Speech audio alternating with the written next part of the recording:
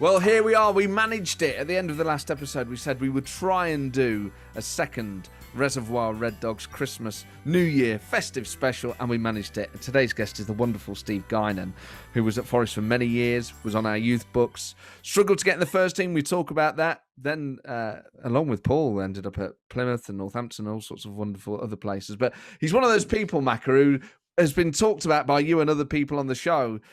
So it was just so good to get him on, and he looks incredible.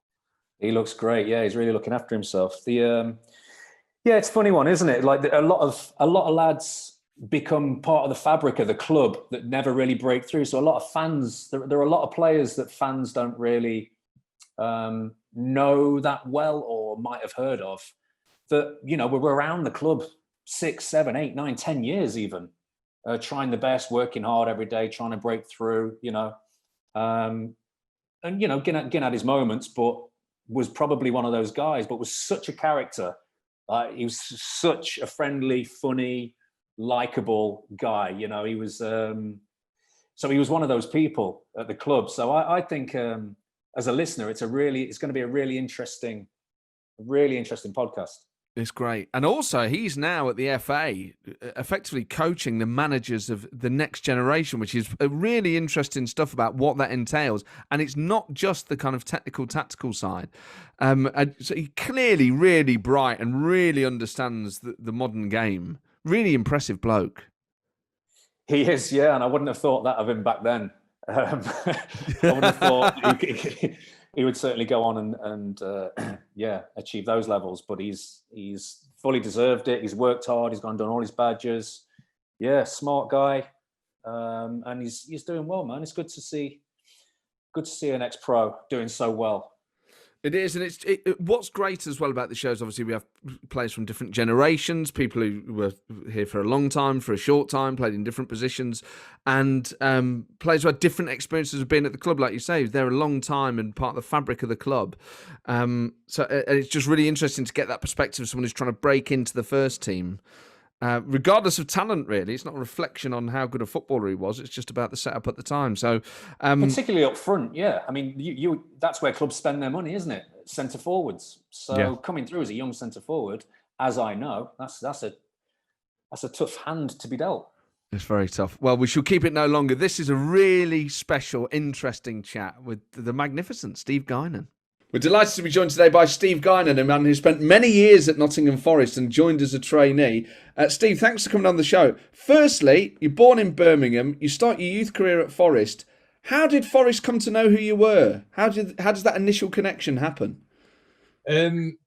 Initially, that's a great question. No one's really ever asked me that. But initially, there was a scout called Terry Morrell who was in and around the West Midlands and the Birmingham area. And he was the one that offered me a trial at Forest. And I think in those early days, and Macca, you'll probably remember it, you could only sign the old-fashioned associated schoolboy forms, and that was from 14 to 16. Yeah. And then you signed an apprenticeship, and I didn't sign for anyone as a schoolboy, so I was quite happy to sell my body, take myself around and see what the other clubs were like. And I'm as you said, Brummie, Birmingham born, and I was a Villa fan, and I went to Villa, and as much as I wanted to sign for him, it was a shambles, absolutely awful. And I don't know if you remember the name, Josef Venglos. He was a Czechoslovakian manager. He managed Villa, I think it was just after Graham Taylor, and not interested in youth, not interested in the sort of academy. We used to go and train on a concrete car park in Birmingham, and it was horrific. And I think the first time I went to Forest, some of the little things that they did. Remember Nobby, Macca, Alan Clark, went up, and just some little things. It would be like give you a pair of boots, a little tracksuit, take you to the cinema, and the contrast. Essentially. So you get bribery. It was, yeah. In terms of making you feel wanted and welcome compared to Villa, it was chalk and cheese. So, and I'd had a couple of other clubs I worked around, but for me, that sort of 2-year window, just Forest with the winners, and that's who I wanted to go to. And how old are you at that point? 14, 15, yeah. So it's quite a big decision as a 14-year-old kid to have to weigh up, at the time, 2 really big clubs. And make a decision based on training facilities at 14. It feels like quite a big decision that you have to make at a really young age. It's huge, but I think it's even worse nowadays. I think you look Yeah. at some of the youngsters now who potentially may get signed, and you could be an inner city London kid, and you've got to move up to the northwest, and at that age, you're probably not going to go with your family either. So, as much as I thought moving to Forest was the right opportunity and the right decision, because they were heavily investing in youth and got a track record of it. Birmingham to Nottingham wasn't a million miles away, was it? It was only an hour and a half, so it wasn't too bad. So it was a big decision, but something, if you're going to make it as a footballer, there's going to be worse things in life than moving an hour and a half away from home. So you come to Forest. Clough is the manager of the first team. Did that play a part at all in your decision? Did you meet him before signing?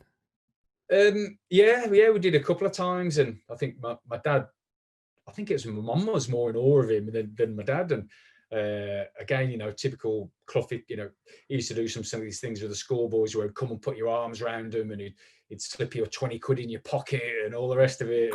He'd do some really unusual things. But again, it was just the aura that he had around him. But to a degree, yes and no. You knew, hopefully, no one knew at that time that he was going to be gone in sort of 12 months' time. But it was just more so that, Forest had got a good proven history of producing youth players, and if they were good enough, he at that point wasn't afraid of throwing him in. So it did play a factor, but it's not as if I knew him or had a great deal to do with him at all. No.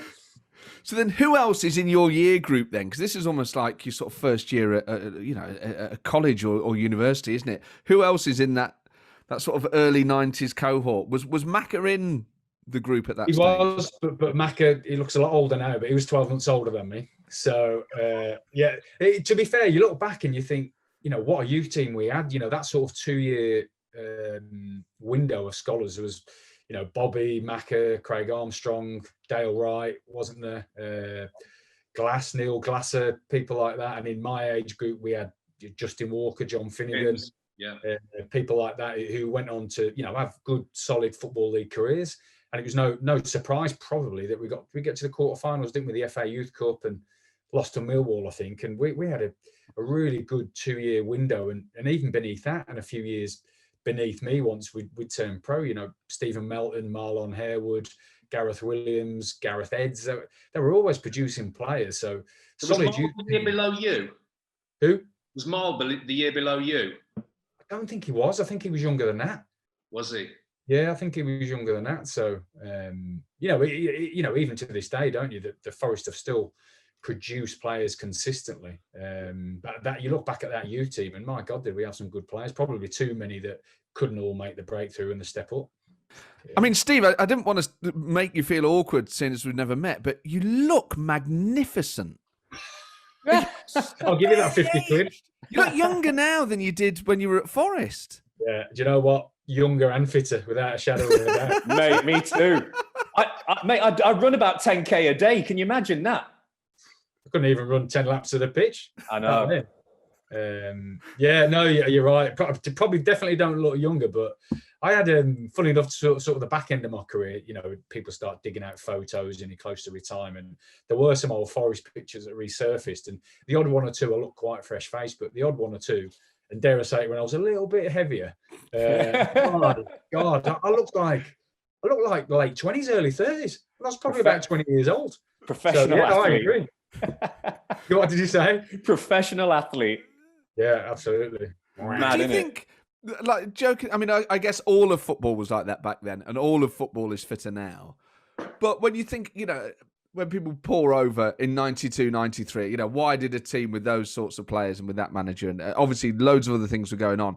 But do you think fitness was a bit of an issue for Forest sometimes? I think for that era, that generation, and I can visibly remember, and Macca will at his age, where pre-match was like steak kidney pie and chips, or you could pretty much have what you wanted. And I'm not talking about when we were 19, 20, 21. Things had started to change then, but no one pretty knew anything. They didn't, and the drinking culture was definitely around for a good few years. And I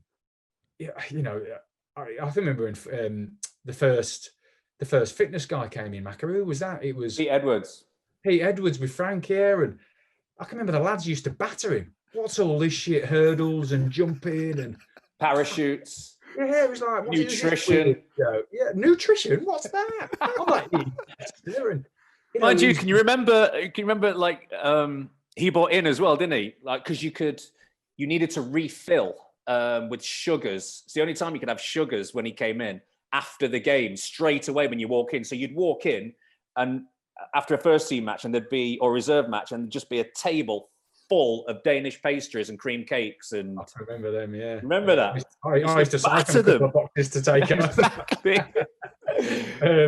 But no, it was non-existent. It wasn't. And I can remember my first loan spell from Forest when I went to Darlington.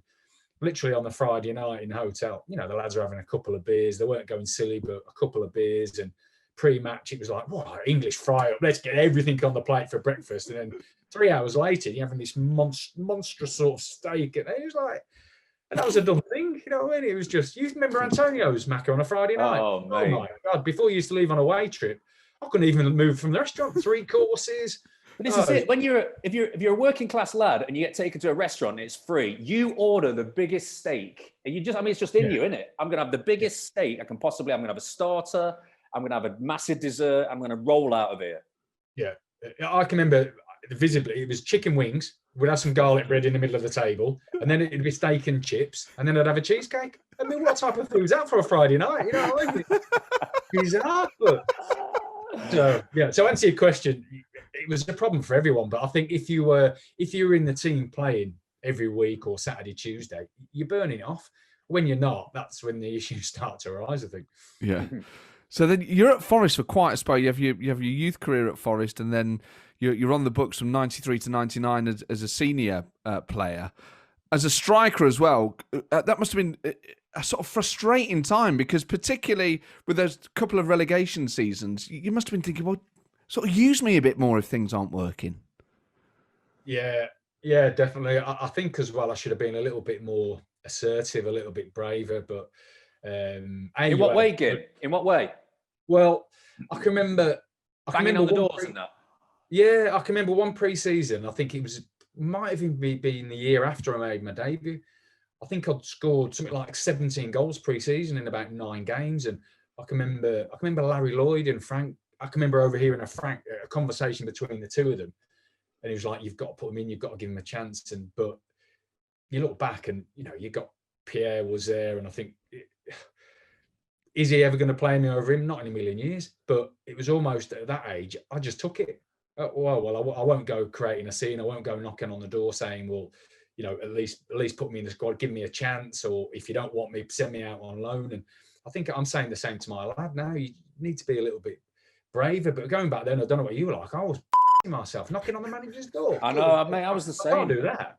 And so I look back, and it's easy in hindsight, isn't it? Everything is, but yeah, frustrating. And you think some of the strikers that I've had down years, no more so than Macca, who was golden of his generation. But you know, you've got Bobby, who was playing as a 10, and you know, Pierre. Great player, Bobby as well. They love Bobby. Brilliant. And then I can remember, and I don't talk to him now, but I can remember when we signed Richard Irving. I thought that was it. My career was over, because funnily enough, that summer before, me, Justin, Spuggy, we all went to Iron Apple on a lads' holiday. And as much as I'd met Irv once or twice across the England setup, in, you know, England schoolboys, and Justin was mates with him from Lillishall, and he came, and we had a great 2 weeks in Iron Apple, and it was brilliant. And then about a week later, we signed him for, I don't know, 100, 250 grand, whatever it could be. It's a decent amount, wasn't it? From Man United, and I'm thinking, well, that's me, big custard pie, I'm out. And I can remember going to, I think it was the game you scored, Mac. I remember going up to watch them play Man United in the first team. What do you mean, the game you scored? Okay, one of the game. But how many times did you score that, kid? It's only Man United.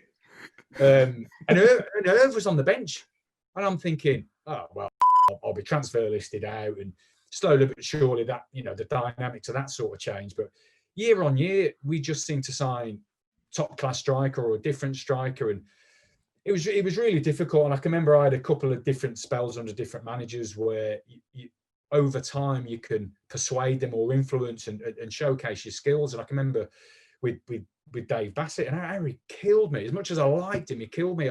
We'd had a good year where me and Ian Moore, that was another one that came in for 1 million plus or something.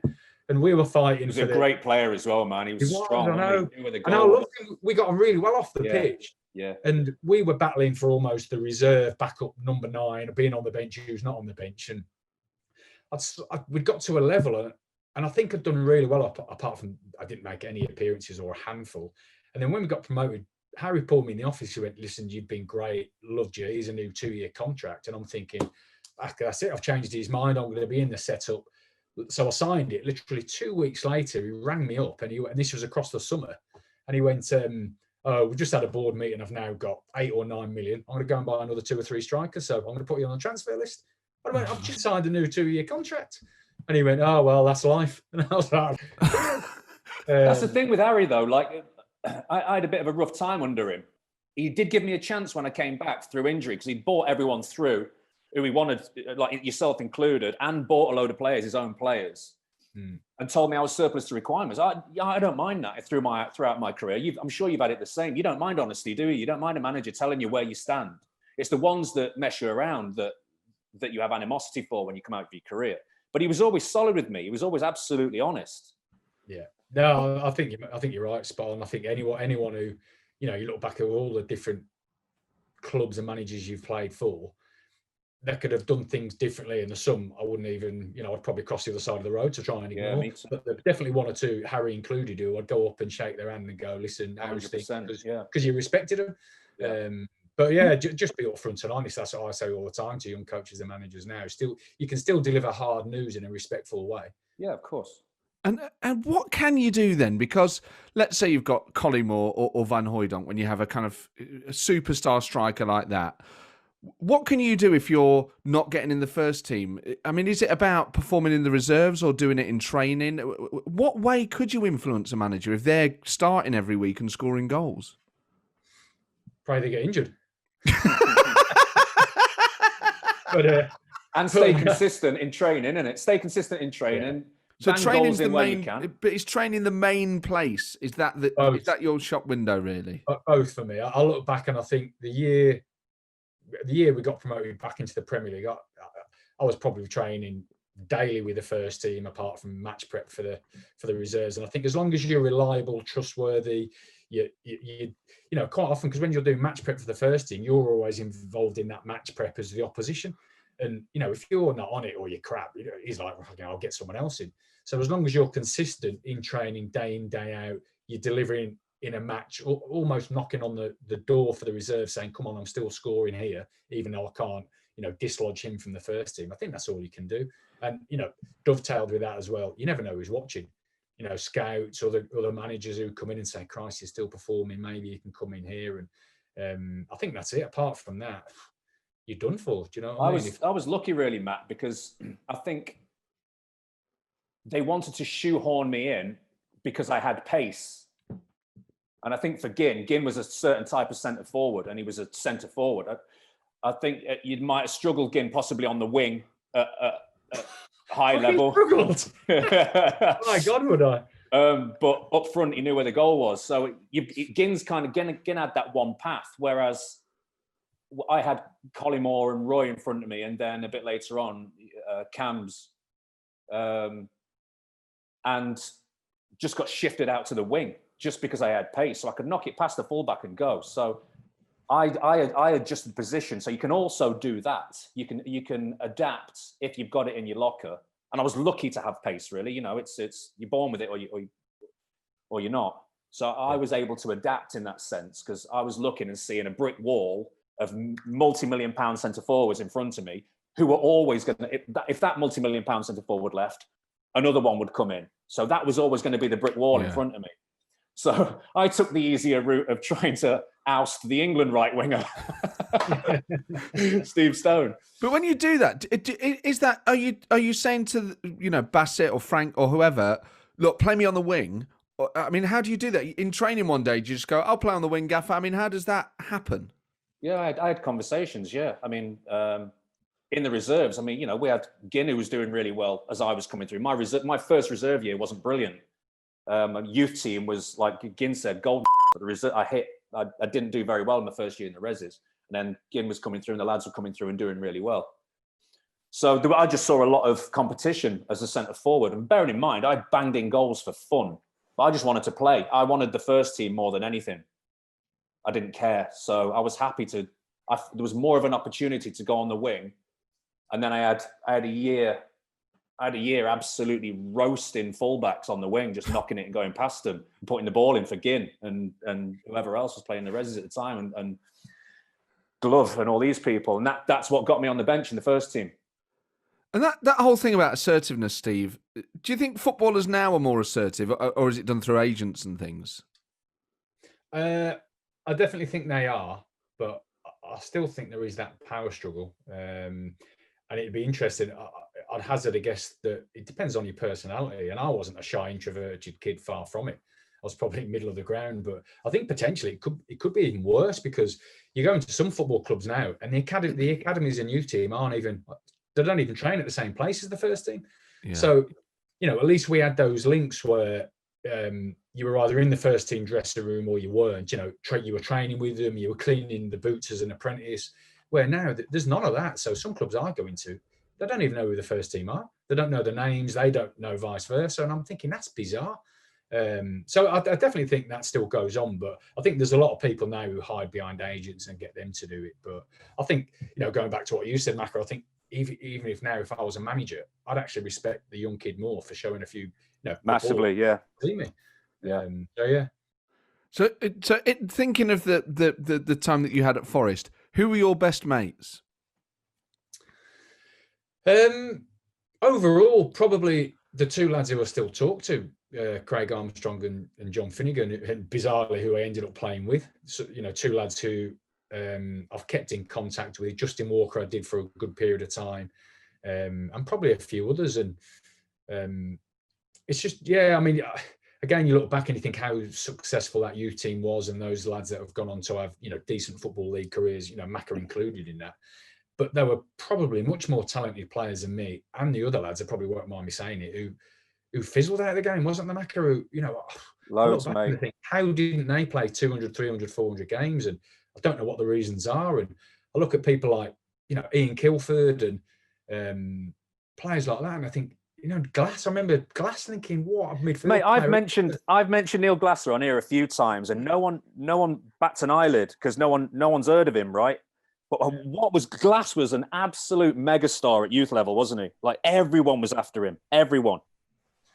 Yeah, and you think also the amount of players down the years who you've come across who have been like Macca, but now absolutely brilliant at a young age, and 2 or 3 years later they can be out of the game. I think it's bizarre. So. I still speak to Finney and Spuggy as much as I try to ignore Spuggy Spill. You probably know that. It's impossible to ignore Spuggy, isn't it? Well, it is when you get 15 phone calls a day. Yeah, he's one of the best guests we've had on here. He's absolutely hilarious. He's one of those people who just absolutely loves life. Yeah, and football in particular. Yeah, and he can't be on his own, can't spend any time on the phone. So he's just, it's a good job nowadays that mobile phone bills have changed, because he must be on thousands of minutes every single incredible, yeah. But sometimes he phones you up, you don't know what for. Wait, I don't know what I've rang you for. I'm just it's bizarre. I don't know. Oh, he's a legend. What a boy. So did you have to clean any of the first team players' boots? And if so, who did you have to do? Yeah, the one that I can remember, probably, there were 2 pairs of boots. Robert Rosario, they're about size 19. Bob, no way, big bad Bob. I had Bob. Well, first of all, I tell you what, my first year was Gary Bowyer. Wow. Oh, I love Gaz, man. What a good lad. I still speak to Gaz fairly regularly. Gary Bowyer was my first year, and then second year it was Bob, and that actually helped massively because Bob was a good lad, but I ended up going to the States with Bob and playing for 3 months. That's right, yeah. So to cut a long story short, I'd spent almost a year injured, and I think it was, I don't know his first name, Mr. McPherson. He was one of the directors at Forest, and his son. McPherson, was it? It may have been, yeah. I don't know, but his son, and I can't remember his name, but basically Fergus McPherson had moved out to the States and set up a club called Greensboro Dynamo in North Carolina. And basically they played in the Forest kit. It was the Forest badge. Oh, yes, I've seen this. It's really weird. It's the forest tree sort of at an angle. Yeah, on a slant. That's right. Angle behind it. Yeah. I don't know. How did they get away with it? I couldn't tell you, but I think it was a forest tree, but they had dynamo under it instead of Forrested. Yes. Anyway, the same font. Yeah, everything. Yeah. Mac, Wow. I'll send you the I need to link. check People that have out. tweeted Yeah, us about do. this. Well, now that they've changed, it's not Greensboro Dynamo. They're now called Carolina Dynamo. Yeah, North Carolina Fusion, I think they're called. Right. Okay. But back then, it Sounds was like an electronics firm. It was the East and the West Coast. It was like two different leagues before the MLS, and they came to see us January, February time and just canvass. Listen, anyone interested in playing, because their season was sort of May, June, July. Everyone was like, nah, not interested. But as me and Bob had his cruciate injury, as it was time coming towards the end of the season, they were like, listen, you're going to be fit, but what's the point in having 6-8 weeks off? Go across there, play regularly, and come back. And as I just thought, listen, what I've got to lose? I was sort of 19ish, and so me and Bob went as a pair. And to be fair, a whale of a time. It was brilliant. We had some bizarre rules. So the final third were kick-ins. There were no throws. You were on the watch, so you only played 60 minutes, but the clock was stopped every time it went out of play. And if a player committed 5 individual fouls, you had a penalty spot in between the 18-yard box and the halfway line. The ref blew his whistle. Everyone was on the halfway line. Everyone pegged it after him. You had 6 seconds to game. Soccer! So American. And I went to get fit, and I came back about a stone and a half over. I was eating burgers, ribs, chicken wings, and it was great. What a time we Mashed had every night. And was he a generous tipper, Big Bad Bob? Well, he was, and he was definitely a ladies' guy. Let me tell you about that. He was a good-looking guy. He was, and he's ended up staying over there. He met. I don't think it was the time he went with me. He was a golfer. He loved all the golf courses, loved the lifestyle, and he ended up staying over there. I think he became coach of a couple of teams, and he's still living over there, as far as I'm aware. Oh, wow. Good on him. Because he was, he came to Forest at a difficult time, didn't he, really? I mean, it was all kind of... Yeah. Even talented players struggled at that time. It was difficult. So he probably shouldn't be judged too harshly for his time at Forest. For his injury and all the rest of it, he just killed him. He was never the same player again. Yeah. So there was Rosario. Was Gary Bowyer? Was he generous? I'd like to say yes, but probably no. Probably a standard. I can't imagine he was. Yeah. I think Bobler was probably a little bit more generous, and that may have even touched a 50. I don't know, to be honest. Mate, can you remember that sports car he had? That vintage. He had like a vintage Volvo or something, didn't he? Beautiful. Yeah, he was quite cool, wasn't he? To be fair, he was a boy, wasn't he? He was a boy. Quite cool. And did you, Steve? Did you get a McDonald's gold card? No, I was never one of those fortunate ones that did. That would have been the end of your career, mate. Well, I'll tell you what was nearly the end of my career. It was a Faces gold card. Oh, yeah. That's when it started to go Pete Tong a little bit, yeah. Who else told us this? I think it was... who was it? It'd have been Jono, won't it? Jono battered his. Oh, yes, yeah. The Andy Johnson episode that can never be broadcast. Have we not put that out yet? Oh, that will never see the light of day, Macca. Amazing. It Brilliant. was there was too much Can we swearing not put in it it. on the dark web or something? Who knows? The Russians Give it to me. I know some people. You cannot put it out on a family podcast feed. Even if you bleeped it, it was so much swearing. It'd basically be Morse code. It sounded like an Orteca soundtrack. Oh man! But yeah, I think he had a Faces gold card. So that was what sort of time would that have been? Sort of around 97-ish. I think Cams and Bart sorted all that out, didn't they? Yeah. I was just on their coattails, to be honest, but ended up with a gold card, which got you, was it free entry, couple of guessing. No queuing. No queuing. It was just like the best thing. Mine was framed at home on the wall, get it out on special occasions, smash the glass. So it was out about 3 or 4 times a week. We often ask former Forest players whether they kept any of their stuff, any shirts, any medals, trophies, stuff like that. Have you kept any stuff from your Forest career? Yeah, I've got quite a lot of stuff, to be honest. Yeah, I've got every shirt that I was allowed to keep or whatever. So I've still got those. Actually, I know you're on about the 2 frame ones, but I've got my Premier League debut shirt signed downstairs in a frame. Amazing. So I kept that. And I think one of the good things to look back on, I've actually got a photo of, I think it's me, Spuggy, Dave Besant, Jeff Thomas, when we went to Finland on tour, and we went to the North Pole and to the real Santa Claus village. So I've got a picture of it. Quite bizarrely as well. Yeah, who told us about that? That was one this year, Macca. There was just some like hastily. Was it Prutz or someone? Who was it? You were sort of just bounced into it, weren't you? It was all sort of quite short notice, and they sent us the photo. It might have been Tank. Yeah, Tank was on the photo as well. Yeah, he looks. Tank doesn't look. Tank looks a bit sort of odd on the photo. Yeah. A week in Finland, where I think at that time it was never dark, or was it never light? I can't remember, but it's just a bit weird. And we flew every day basically, a different place in sort of Finland. But yeah, quite bizarre. So I've got a picture of that somewhere as well. So your Premier League debut for Forest, who was it against? Wimbledon away. Brilliant. Of all the places. Who did they have? Because I remember playing against them away. I came on. I don't know if it was the same game, actually. You came on for me. No way. Yes. So mate, that's right. Yeah. So they had. So it was the proper crazy gang, wasn't it? It was all the absolute Vinnie loons. Jones, all that lot. Yeah. Mate, I ran past Vinnie Jones and he was like, "What the hell is that?" Yeah, I can imagine. Yeah, no, it's they had they didn't play at Plough Lane, it was at Selhurst Park then, but they still had a lot of the big old faces, and I think Robbie Earl and people like that, some horrible people. Yeah, it wasn't nice, man.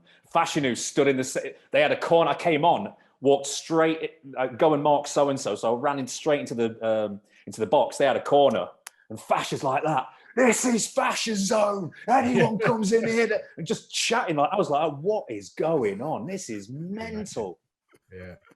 Not for the faint-hearted, was it? That no. Oh, so what season was that then? 94, 95, around that sort of time? Yeah, I think it was. Yeah, 94, 95. So that Labatt's kit with the two sort of black. Oh no, it'd have been later than. No, that's right. Yeah, the two black things coming down Labatt's. That was it. Oh, lovely. Yeah. Premier League on the sleeves. That's right. That shirt is like a special shirt.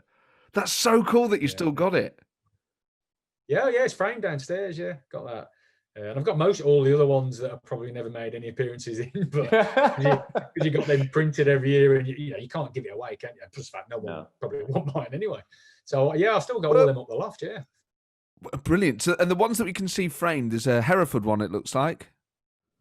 Yeah, Hereford and Cheltenham. Yeah, both sort of promotion shirts from their seasons. Yeah.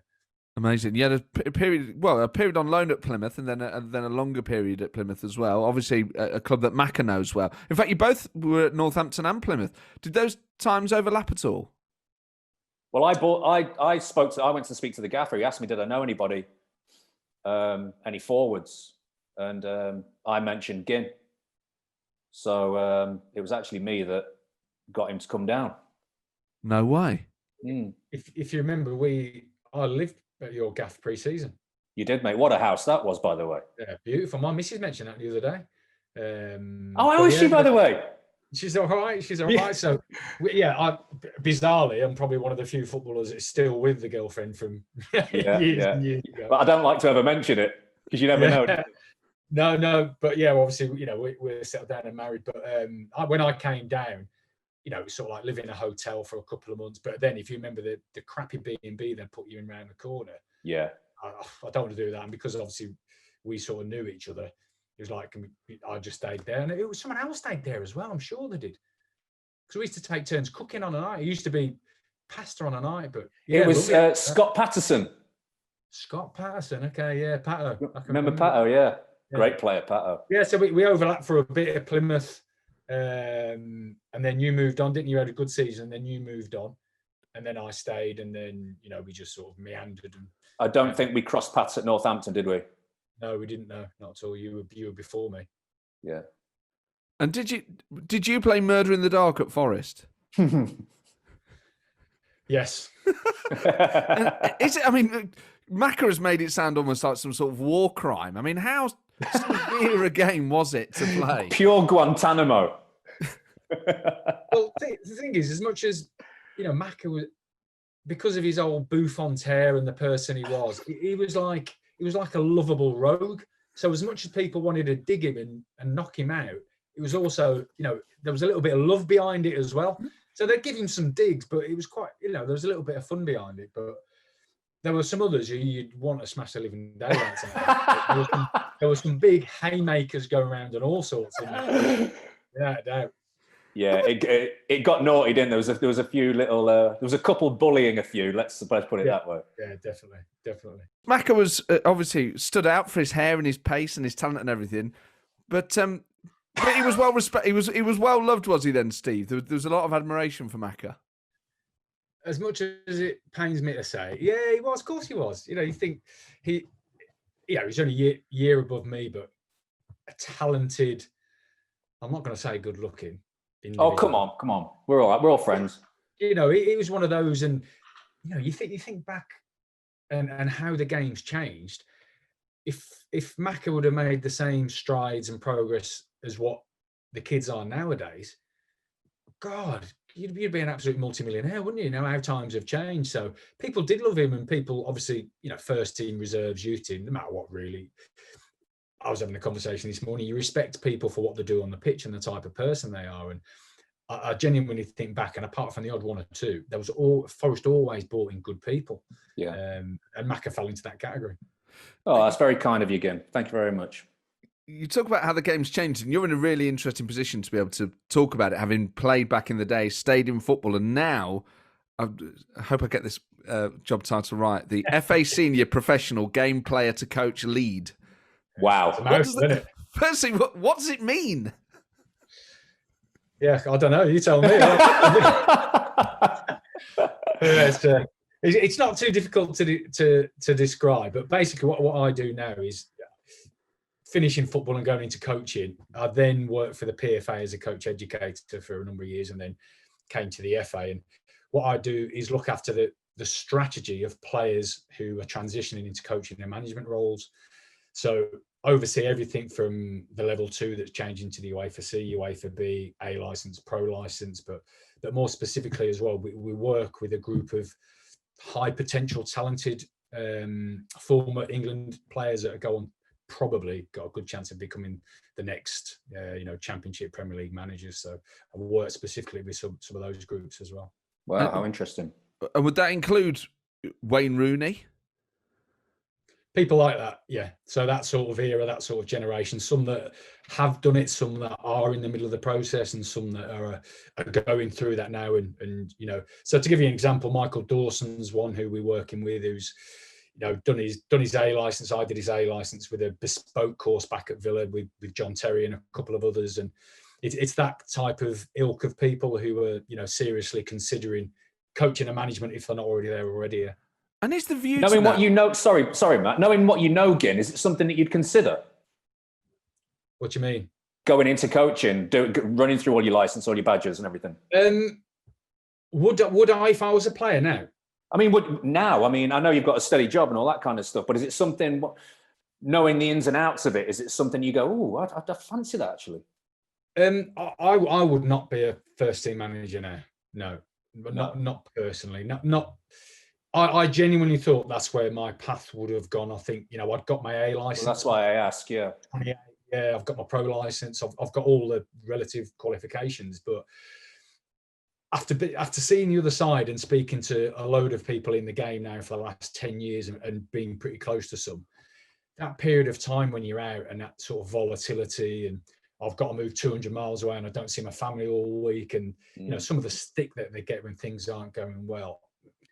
Not for me. If you become a Premier League manager and you get paid off, you're pretty comfortable, aren't you? You can be out of work for a period of years and it doesn't worry you. But for a lot of people, really, League One, League Two, Conference, if you're getting jobs in there, you've still got to work. And for me, that's not what I'd want to do now. I'm really, excited and enthusiastic by the work I do, and seeing people develop and get roles and go on to do good stuff is great for me. But I still think, you look at all the managers across the 92 in particular, 95% of them are former players. And that will always be the case. A lot of former players want to stay in the game. Some don't. The odd one or two don't want to touch it with a barge pole, which I get. But there's always going to be that sort of group and that demographic for us to deal with. And Sorry, is the Claudia. FA's no, not at all. It was a far better question than I'm about to ask. But is the FA's What's your favourite colour? We ain't scored the players this. Is the FA's purpose of doing this thing the idea that they're helping create a future England manager? Is that the kind of subtext to it? There is a little bit of that, but there's also the fact that, well, I'll ask you to the question, and you'll probably know this. When was the last English manager to win a trophy? What, in the Premier League, like domestically? Yeah. Was it Ramsey? Oh, what? Do you mean Ramsey. At club level? Yeah, at club Oh, level. sorry, I thought you meant. Yeah, not international level. See, you're right. Sorry. It's Sir Alf Ramsey, but when was the last England manager to win a trophy? Last English manager. Oh, Tumbleweed. oh God, no, Dalglish was Scottish. That's where I was going. Yeah. See how difficult it is. So that's the problem. Hang on, yeah, but it'll be like the League Cup, won't it? It'll be like when Birmingham. It is a won the cup. League. I'll give you a clue. It is a cup, and it's not the League Cup. Okay, so then it's the FA Cup. So Was in charge of Wigan when? Martinez was Wigan, wasn't he? Was it? But Belgium. When Ben Watson scored. So then it would be, oh Christ. Are you going to have to help us out, Steve? The listeners are going to be screaming at their iPods. It's Harry Redknapp with Portsmouth. Oh, of course, the FA Oh. Cup. Damn it. But that, Great you look shout. back, that was 2008. So that was nearly 13 years ago. Wow. You look beyond And then that. beyond that, have you got another? Yeah, so you go beyond that. And obviously we all know Howard Wilkinson was the only one to have won the old-fashioned first division. Of course, yeah, with Leeds. Yeah. And we don't have, for whatever reason, and I know there's a trend and a fashion of German under-23 coaches at the moment, or foreign influx. And I think what we're trying to do, the top-class coaches and managers, the Premier League and the Football League are welcoming them. But what we're saying is there's a lack of opportunity for English managers. But more importantly, how can we get, the likes of Steven Gerrard, Frank Lampard, Wayne Rooney, English managers to go on and be a success to fill that void? And that's the whole strategy behind this sort of plan. Well, actually, it's to help bridge that gap. And so we deal with, the German FA, Dutch FA, Belgian FA, Brazilian FA, and we have quite regular contacts with them. And they perceive English coaches now as the tide is slowly turning, as though you've got some talent. Well, if that's the case, they've got to win something in the next 5 or 6 years, whether Gareth can do it on the international stage as well. So it's sort of it's a dual track sort of strategy. Maybe a next England manager down the line, but before that, and to help them get that, let's start winning some trophies. You know what? What's so mad? I think maybe it's because Ferguson was Scottish, and in a way that feels kind of obviously British. But that is insane how few English managers have actually won anything. That's Absolutely. embarrassing. It is, and Frank came extremely close last year, but even him now to be doing what he's doing at Chelsea and to have done at Derby, it's brilliant. And I think this year and last season we've had more English coaches and managers in the Premier League than ever before. But there has been a period when there's been 2 or 3 English managers in the Premier League. That's it. So how can we get them those opportunities? And a lot of it is you've got to have some longevity and stay in the game. It's not always go straight in as a top player. Dean Smith, Chris Wilder, Sean Dykes, these types of people, but they still haven't won anything. So it's now how can we get to the next step? Yeah, and then how much of it has the role of a manager changed, and how much of it now is a head coach as opposed to a manager, and effectively what sort of things are you teaching them? Is it about high press and tactical stuff, or is it other things as well? It's difficult, isn't it? Because I can't remember who the manager was last week. His role actually changed from head coach back to manager, and I think it's bizarre. I think the structure of European football in particular is having an influence in terms of a director of football. Then you've got a head coach who's purely responsible for on the field matters that don't deal with contract negotiations, media, or any type of that stuff. But I still think English and British football in particular have a heartfelt sort of passion for a manager, and they oversee everything. And I get that, but the problem is when the manager changes, and I look closer to home in terms of West Brom, who've just got rid of someone recently, does their whole playing style philosophy, all those players they've signed, the new manager comes in, right, I don't want them, and everything changes. And I'm thinking, well, for me, that's not a structural shift, isn't it? If you run an operation like that. Yeah, and as a you know how difficult it is, Mackie. The head coach has got enough to consider. Yeah. Christ, every single day he's got so much on his plate. So Yeah. trying to deal with everything else, why would you? There's not enough hours in the day. You speak to current coaches and managers, they're working like 18, 19-hour days. The phone never stops going. You're dealing with everyone. So I think the head coach possibly may be something to consider for some clubs, without a doubt. So yeah, definitely. What was the second part of your question, Matt? I can't remember now, but it was about. Oh yeah, that was it. Whether the stuff that you teach them as future managers is about the tactical stuff, or whether there's other things as well. Yeah, there's other stuff. So they'll always get the technical, tactical stuff on the courses. They've still got to do the courses, but we're sort of doing a load of stuff around understanding the self. So some of the conversations we're having. To give you an example, maybe as a player, you're in a dressing room, you understand the dynamics, but all of a sudden you're on the other side of the white line and you've actually got to drop a player, you've got to release him, you've got to say, I'm getting rid of you. To have those conversations are really difficult. So we've got strategies, we have a whole host of ways we deliver that, dealing with the media, understanding how to work with a technical director, working with agents, and bizarrely, even going back to square one. And Macca, when was the first time you ever had an interview, a proper interview? Oh my God. Are you on TV? No, I don't mean that. Sorry, a job interview. Oh, a job interview. Gosh. Yeah. Have you ever had one? I've never had one, no. And that's what I mean. So now, as a player stroke young coach who's done a part putting his CV in for interviews and roles, if you're actually lucky enough to get an interview, how do you prepare for it? What do you do? Yeah. People don't know in the game because you've never had one. So we're doing a whole host of stuff around, and you can imagine footballers, and I'm not doing everyone a disservice here. Some people don't know how to put a presentation together. The CVs are horrific. So we're starting to help them say, well, actually, if you do get a foot in your door, let's help you. Let's try and give you half a chance when you get in the door. And we've got a little coaching cell. So to give you an example, Lee Johnson, who's just got the Sunderland job, he's done some great work with us about how we prepared for the Oldham job, the Barnsley job. He shared stuff with, his first 90 days in the job, the structure, the process he had behind it. And he's helping a lot of younger coaches behind the scenes. So it's really interesting. But a lot of the stuff we do is actually not technical, tactical at all. It's absolutely the right thing to be doing in it. Obviously, football in many ways is so far behind like other industries. But you just presume that you hire a manager because you've seen what they've done at another club and that's it. That there's not much of an interview to be done. But I guess that's changed. I think it's changing more and more so, and football is catching up. But you look at rugby, you try and compare the two, and you can't because it's a different sport. And but the amount of technology that rugby use and football don't, and now football's coming alongside it. But some managers are like, "Oh, I'm not dealing. I don't even understand it. What's GPS and physical running got to do?" Well, actually, quite a fucking lot, to be honest. So you don't understand how to work it, And how does that affect your training? How do you plan and design your training?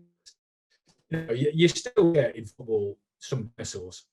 So and as a player as well, don't forget, you pretty much get everything given to you on a plate. Right, step across that grass at 10:30, train. That's what you're eating for lunch. They pack up your dinner if you're a single man, eat that. All of a sudden, as a manager now, you've got to think about everything. Look, a strategy for the football club, managing departments, managing staff. There's a whole host of stuff, and if you don't know, if you don't really understand yourself as well, and it's a minefield going on. So a lot, and all the best managers juggle all of this. I mean, even the brand of the club, how the club's seen. I think Mourinho's like great at this. Klopp particularly is phenomenal at it. It's just like, for somebody, imagine like an English manager, I don't know, I'm not putting down any areas, but an English manager from middle of England somewhere. Oh, what do I know about branding of a club and just the nonsense? I get out there and we'll put it in the corners and we'll get out this league and we'll do this. Like, okay, well, that means you'll stay there forever. I know, understanding the entirety of what it takes. Yeah, and I think when you delve down into the nitty gritty sometimes and you challenge them, it's like, well, I want to play 4-3-3 and I'm going to play this way. Okay, well, what if you can't? Well, I just will. Well, actually, you can't because you haven't got the type of players to do that. Well, even bizarrely, what's your plan B? 10 minutes to go, you got to get a goal back. What's your plan B? Mate, I was having this conversation yesterday over text with somebody. It's like, when you come into the Premier League, you can get out of the Championship, I believe, on a plan A. and graft and a load of animals, and you do it and you smash it, and you can win that league convincingly. When you get in the Premier League, you need plan B, plan C, plan D. You can't be going up against Klopp and Guardiola with a plan A for 90 minutes. It ain't going to happen. No, and it's, you think about the Championship and how ruthless that is now. Saturday, Tuesday for basically 46 weeks of the year.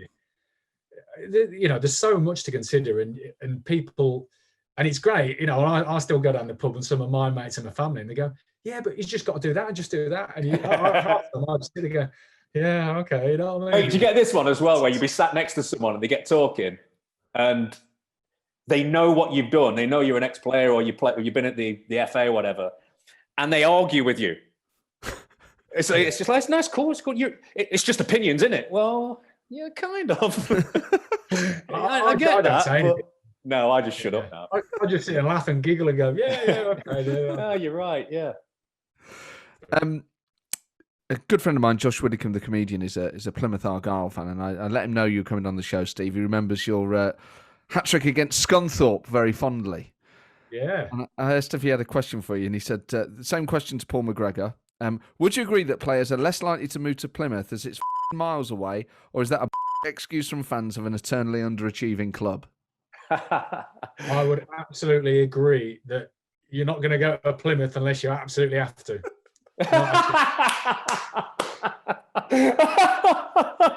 Listen, I loved my time at Plymouth until Sturrock absolutely fucked me over. But even you ask a player, Plymouth, where's that? And how far away is it? I'm not going there. Yeah, not at all. Do you think it's miles away, isn't it? I can remember coming back on a game on a Saturday, and I'd go back on a Sunday night. That drive on a Sunday, it's like 3.5, 4 hours from Birmingham, and oh God, it was awful, absolutely awful. But I haven't been back to Plymouth for a number of years, but it's meant to have changed and developed and be beautiful now. And, it's amazing, mate. I went down. I was getting the last year. It was just. I've heard, and it was, I look back, and me and the wife lived there for a couple of years, and 20 minutes you're in Cornwall over the bit, and it's beautiful, but just bizarrely, and rightfully so, if you're a player, you are not going to go there at all. It's miles away.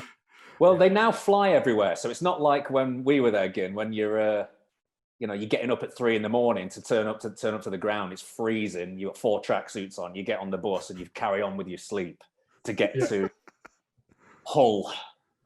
In time, pull a hamstring. Can you remember when we had Michael Jackson's tour bus? Wow. We had I don't know whether you were there then. So we had a bus where, you couldn't fly. So the Friday morning starts were like 7 o'clock. So you had to get north of Bristol before rush hour. And we had his tour bus. So it was like, they had like bunk beds in the middle of the coach. It's like a double decker and bunk beds, but they were literally you had to slide under, and if you were there from the ceiling, but it was brilliant. You get in bed and nod off for a couple of hours. Really? Thought, really good that was. Brilliant. Oh, man. I can remember we played away at Leyton Orient, and we got there, I don't know what time. We went on a Saturday morning, and we got there about 1 o'clock, got there well early, and it was Kevin Hodges, and he went, right, lads, brilliant, I need to walk off and get the cobwebs.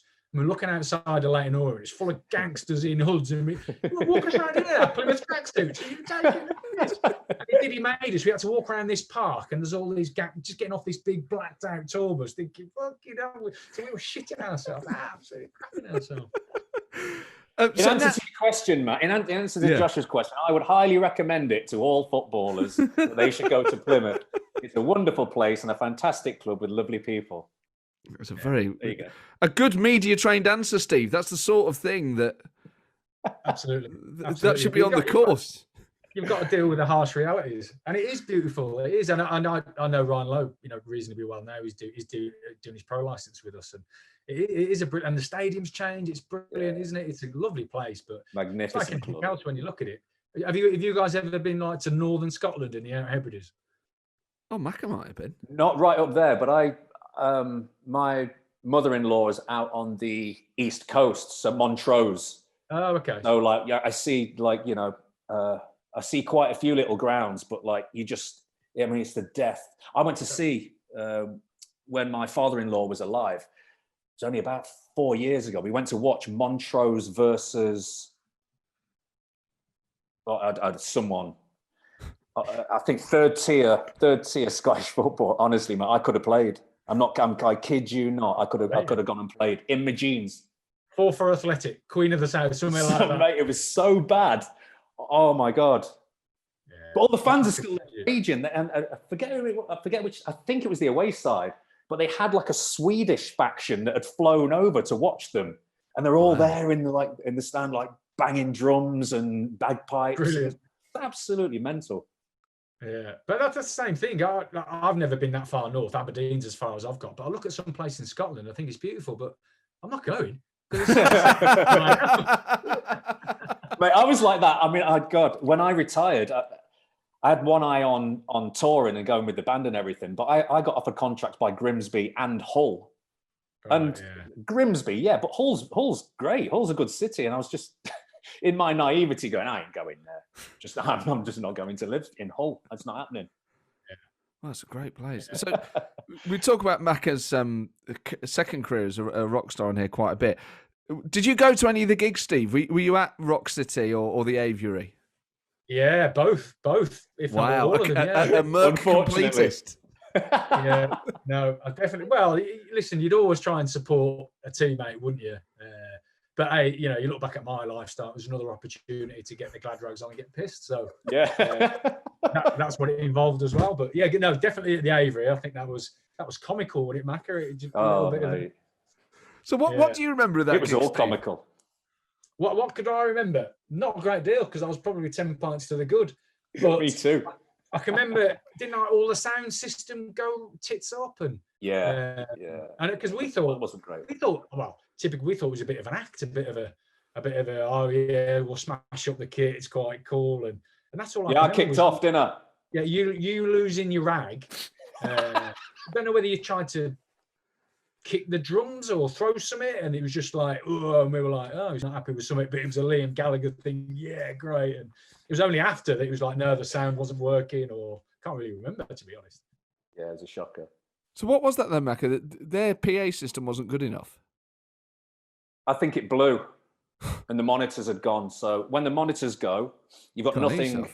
You can't hear anything coming this way. You can only hear it going that way. So you normally hear it off the back wall. So you're out of time with everything. So it just becomes a complete shambles. Even more than usual. That was a poor gig. The Rock City gig was brilliant. It was loads of fun. Yeah, the Rock City was good. And I can remember, weren't Sky following you about for a bit at that point? They were, yeah. And I can remember all us going in again. It was just another night out for us. It was brilliant. Let's go and watch Macca have a few to drink. But that went well, didn't it? That was good, that. Yeah, it was a good one. All the TV crews were there and all that. It wasn't proper. It wasn't proper stuff. That like what I went on to do was all the proper stuff. But it was fun at the time, man. Merck. It was hilarious. Yeah. We were just like I said on here a million times. We were just a school band that I just happened to be a footballer. Yeah. But obviously people are really looking forward to when we can all go to gigs again and obviously go to football in proper numbers or go to football at all. Macca, would you consider as a kind of, when this is all over, a sort of relive the 90s, get Merck back together at whatever that pub is on Trent Bridge now, or at Rock City? Absolutely not. Oh, but we could get everyone back. We could get Chet's back and Steve. That would be good. Try and reunite everyone that was at that original gig. And if anyone's got the original ticket stub, they can get in for free and do it for charity or something. It'd be great. I'm sure the charity would be buzzing with about 40 quid. Mate, come on. We'd have a whip round on the night. It'd be great. Or some form of like live performance, even if it was just like I don't know, an acoustic set or something. Paul McGregor live. Well, during lockdown, because I've got a nice studio here and it's big enough for that we can socially distance. We've knocked up a load of tunes, just having loads of fun. I'll come and do that for you. Okay, great. So in Nottingham, I'm not reforming Merck though. Okay, but we'll do a kind of podcast night where you do some live songs and we try and recreate. We'll try and get a monitor to blow so that you can kick off again. Everyone's heard about this, but they've never had the sort of pleasure of seeing it. It's a scary sight watching me kick off. I can imagine. I'm such a big lad, so hard. But you know what? It'd be great to get everyone back together. I've had a number of conversations about this, but It's just so difficult, isn't it? Get everyone back. We've never done it with Forest, have we? No. Because we spoke about Macca doing the Rongo route again. Oh, mate, how good was that? Have you ever heard of the Rongo route, Matt? No, what's that, like a sort of Route 66 type thing? Yeah, pretty much so. When we were in the reserves and or day offs, or when you'd had a bit of a time, you know, obviously back then in the drinking culture, it'd be like, right, let's get on the lunchtime. Great.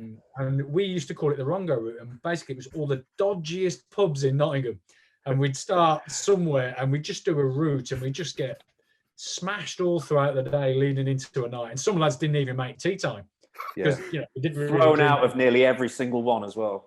So yeah, and pretty much the clientele in there were like old blokes who'd wet themselves. You know, it was just Tank who'd wet himself. Yeah, exactly.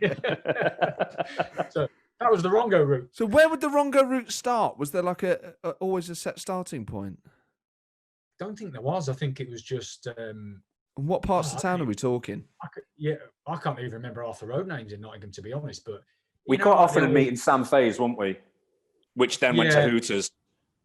Yeah, but that, you know, that's like plush. That's like 5-star compared to the places we're talking about. We're talking about the old, you know, 3-story Victorian places where it's an old-fashioned lounge and they're literally the pints, the taps of God and everything. And we'd just sit in there. It was awful, but we'd just start there knowing we'd get somewhere half decent by the end of the night. But yeah, I've still had a few giggles saying how good would it be to recreate that and get some. That would be great. We could do it for charity. I don't know why has everything got to be for charity? Why can't we just do it for the sake of getting drunk? Yeah. Okay. You can't save everyone. You can't save all the people all the time. Oh, but hopefully that gives us. Sometimes you've just got to be an alcoholic for the good of your own mental health. I'm not sure that's the sort of positive messaging that we're putting out, certainly over the Christmas period. Yeah, we should all drink responsibly over Christmas, of course. Steve, it's been such a pleasure having you on. You're talked about regularly on this show, so it's great to finally got you on. Many ex-players reminisce about you very fondly, so hopefully we can, in the new year, look forward to some form of Rongo route and maybe Definitely. some form of Merc, not reunion, but a sort of Paul McGregor Merc Revisited live event. Yeah, well, I'll be up for either, so don't. Yeah, I mean, amazing, Steve. Thank you so much. Merry Christmas. Merry Christmas. Thanks for your time. Really what a pleasure, Gin. Lovely to see you again, pal. We'll speak soon. There's so much more I wanted to talk to him about, actually, because so much of that chat, a lot of it was Forest, but also it was just interesting stuff about modern football and about what goes on at St George's Park and what his role is. And you realise there's this whole other side to the game that fans don't often see or don't see at all. Yeah, I felt exactly the same. I felt like I kind of wanted to switch the podcast over there because it was becoming less Forest-centric.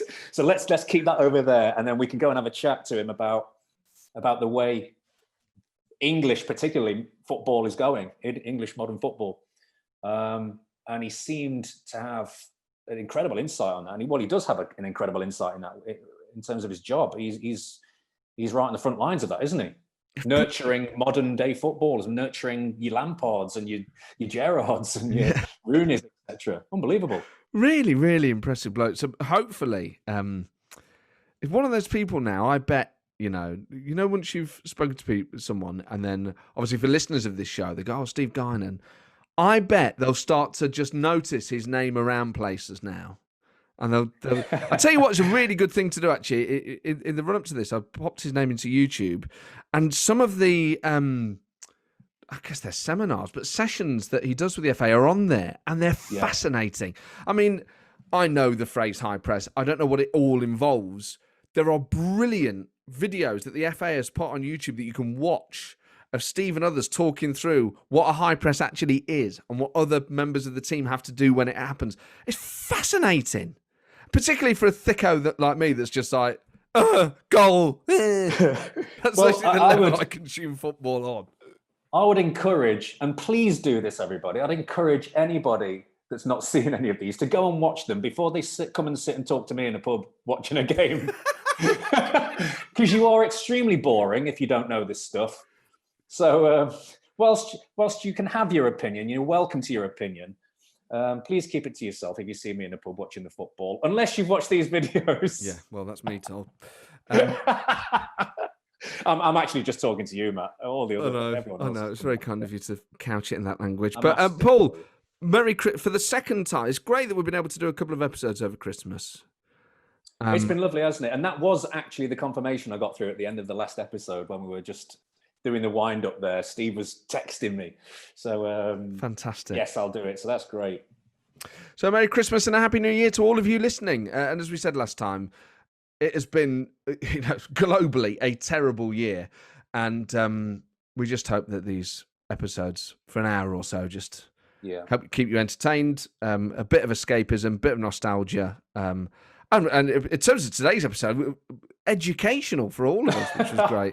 But hopefully we can look forward to sometime in the not too distant future, when it's safe, when life returns to normal, perhaps we do a live Reservoir Red Dogs, and we try and get all the people that were at the Merc gig. Anyone who had a ticket to the Merc gig and still has it can get it for free. It's not happening. Drop it. Well, no, but we'll do a live one of these with No guests. one's interested. No one was interested then. No one's interested now. Least of all me. Matthew. Okay. What I'm saying to you is, we do a Reservoir Red Dogs live, where we do this show live, but we do it as a kind of Merc Revisited. So that's just one tiny element of the show, where maybe you perform one song live to end the show or something. And we try and get the players that were there on the night there, so that we try and recreate it in just a homage to it. But the main body of the show is this. So we get some good guests and we have players on. And we'll see. We'll see. But anyone who can produce an original stub from that Merc gig gets in for free. How about that? Well, I'm not convinced yet, but I'm sure we'll get 3 people tweeting that it might be a decent idea. So look, if at the very least, me and you are going to be there, so we'll have a lovely time in an That's what matters, isn't it? We might invite Johnny as well. In an empty stadium, just me and you. Well, Happy New Year, Merry Christmas. We hope you're all well, and we hope this has just helped entertain you a little bit. Stay safe, everyone, and loads of love. Loads of love. And hopefully, we'll see you soon. We'll try and do some more of these in the new year. Yeah, man, let's do it. You Reds. You Reds.